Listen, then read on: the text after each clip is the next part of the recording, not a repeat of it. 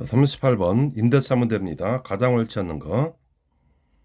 임대차 계약에서 임대인은 목적물을 계약 중 그 사용 수익에 필요한 상태를 유지하기 위한 의무를 부담합니다. 따라서 목적물에 파손 또는 장애가 생긴 경우에 그것이 임차인이 별 비용을 들이지 않냐고도 손쉽게 고칠 수 있을 정도 사소한 것이어서 임차인의 사용 수익을 방해할 정도 것이 아니라면 임대인은 수선 의무를 부담하지 않습니다. 그러나 반대로 그걸 수선하지 않으면 임차인이 계약에 의하여 정해진 목적에 따라서 사용 수익할 수 없는 상태로 그 될 정도가 되면 당연히 임대인은 수선 의무를 부담하는 겁니다. 맞고 2번은 임대차는 당사 일방이 상대방에게 목적물을 사용 수익할 걸 약정하고 상대방이 이에 대하여 차임을 정할 약정으로 성립하는 것인데 임대인이 임대차 목적물에 관한 소유권 기타 이를 임대할 권한이 없다 하더라도 임대차 계약은 유효하게 성립하는 겁니다.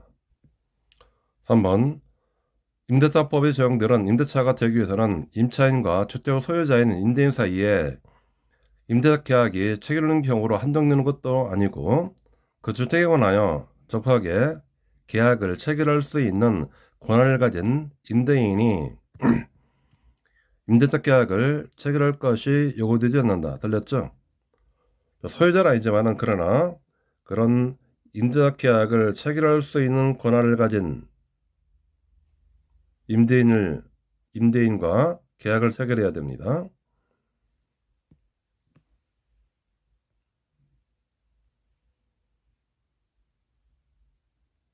4번은 임차인의 임차명령을 반환하면은 임대계약 종료로 발생하게 되는데 이때 임대인의 권리금 희소 방랑이란 손해배상 의무는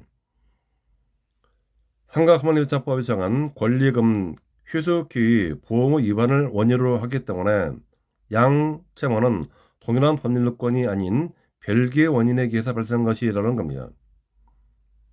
따라서 그 사이에 이행상 결론성을 인정하기 어렵다는 겁니다. 동시이행 관계가 아니라는 거예요.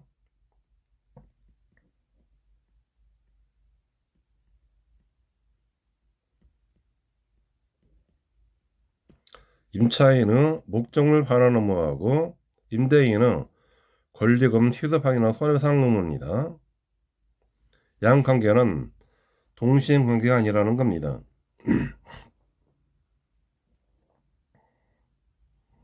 5번은 건물 소유를 목적으로 토지 임대차 계약이 기간이 만료함에 따라서 그 질환 건물 소유자가 임대인에 대해 가지는 매도 청구권이에요. 매도 청구권은 매도 청구 대상이 되는 건물에 그 저당권이 설정된 경우도 인정되는 겁니다. 그 경우에 건물의 매수 가격은 건물 자체의 가격이 외에도 건물 이체나 주변 토지의 여러 사정 등을 종합적으로 고려하여 매도 성능 시 건물이 현존하는 대로의 상태에서 평가된 시가상당하게 됩니다. 여기서 그 저당권의 채권 취득이나 피담보 채무액을 공제한 금액을 매도가격으로 정할 건 아니라는 겁니다. 맞고요.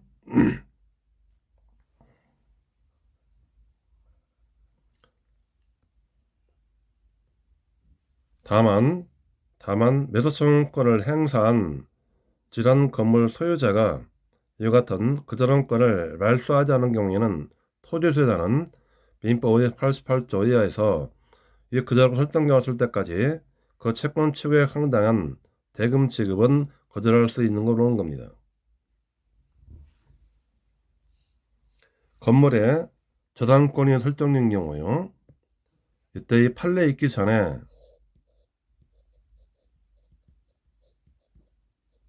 판례 전의 통설은 건물 매매 대금을 산정할 때 그 저당권의 채권 최고액을 공제를 해야 된다.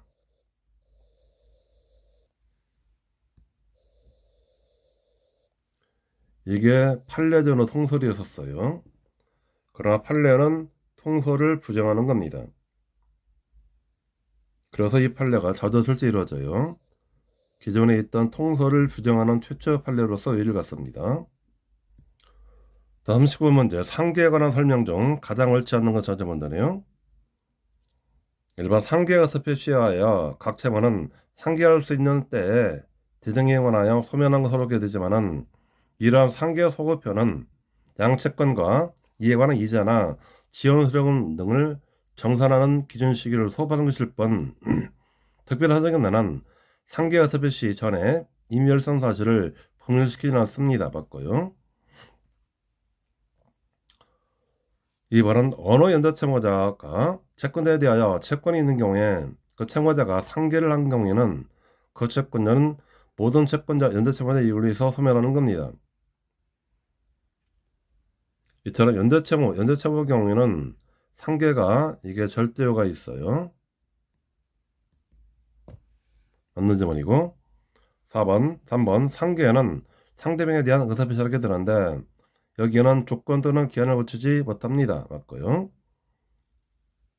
4번 부당이득 환원 채권은 이행기 장이면 채권으로서 그 이행 청구일에 상계절성에서 의미하는 이행기가 되는 올 수 있다. 틀렸죠?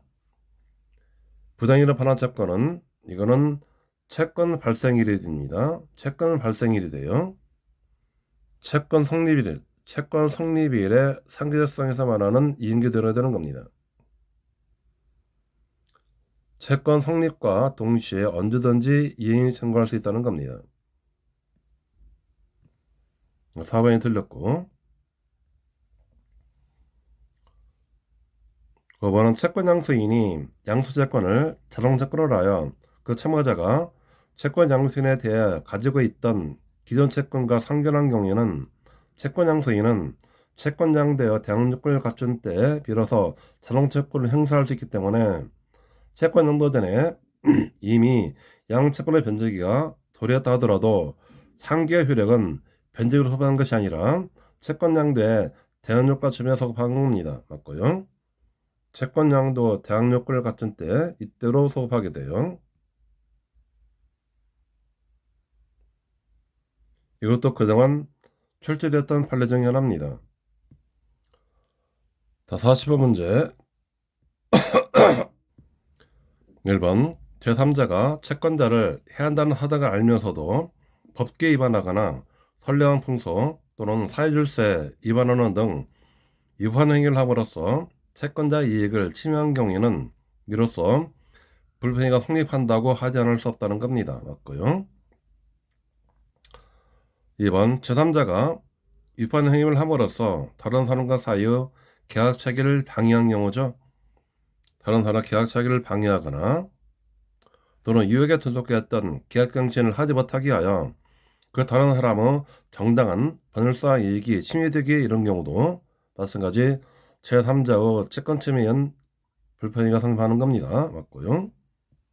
3번 그런 채권 침해 위법성은 침해되는 채권의 내용과 침해 행위 태양과 침해자의 고의 내지 해이의 의무 등을 참작하여 구체적 개별적으로 판단하되 거래자의 보장의 필요성, 경제 사회정책적인 이유를 포함한 공공이익, 당사 사이의 이익균형 등을 종합적으로 고려하는 겁니다. 맞는 말이죠? 이런 것들을 종합적으로 고려한다. 이런 것들은 그냥 맞았다 보시면 돼요. 이런 것들을 틀렸다라고 의심하면은 객관식에서 문제 풀 수 없는 사람들이에요. 뭐를 종합적으로 고려해야 된다. 종합적으로 고려한다는 겁니다.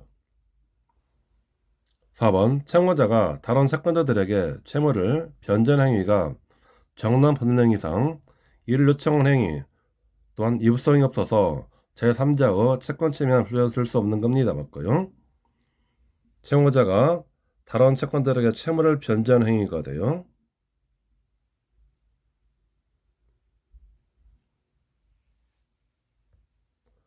5번 일반적으로 채권에 대해서는 대체적 효력이 부인되고 채권자 상호간과 채권자와 제3자 사이에 자유 경쟁이 허용되는 것이지만은 제3자한 채권이 침해되면은 그 자체를 밖으로 불패가 성립하다고 할 것이다. 틀린 점이죠.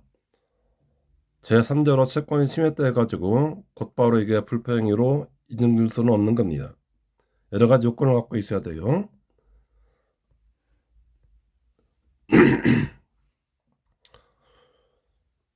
제3자한 채권이 침해했다는 사정만으로서는 바로 불평으로 되지는 않는 것이지만은 그러나 거래에 있어서 자유경제 원칙상 법 절차가 허용되는 범위 내에서 공정하고 건전한 경쟁을 전제로 한 것이기 때문에 제3자가 채권자를 해한다는 항을 알면서도 법규를 위반하거나 또는 선량한 풍속 또는 사회질서를 위반하는 등의 위반해야 함으로써 채권자의 이익을 침해했다고 봐야 되는 겁니다.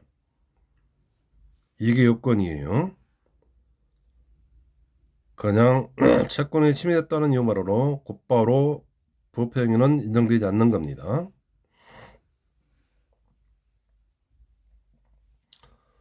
자, 민법은 40문제 쭉 풀어봤는데요.